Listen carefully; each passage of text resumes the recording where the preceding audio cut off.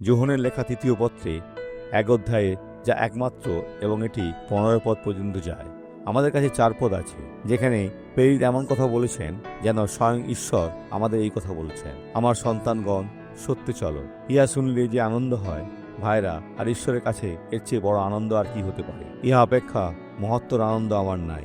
ঈশ্বরের সন্তান হন যিনি তার কথার বাধ্য, যিনি তার বাক্য অনুশীলন করেন, যিনি নিজের অধিকার ত্যাগ করেন না, যিনি আমাদের প্রভু ঈশ্বরকে খোঁজার জন্য সময় নেন, তার সাথে বসবাস করা এবং আশীর্বাদ হওয়া। ঈশ্বর আপনার জীবনে এটাই করতে চান। তদপেক্ষা মহত্তর আনন্দ আমার নাই।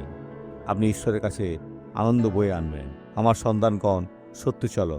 ইয়া শুনলে যে আনন্দ হয় ভাইরা, আমাদের ঈশ্বরের এই কথা শোনা উচিত। স্বর্গদূতরা তার কাছে এসে বলবেন, দেখো শয়তান চেষ্টা করেই চলেছে, কিন্তু তোমার সন্তানরা প্রলোভনে পড়বে না। কি সুন্দর না?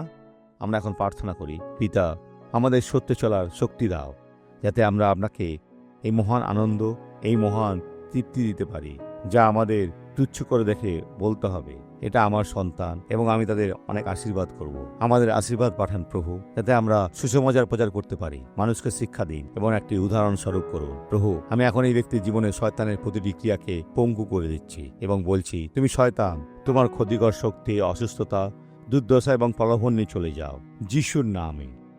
আর আপনি বলুন, ধন্যবাদ প্রভু।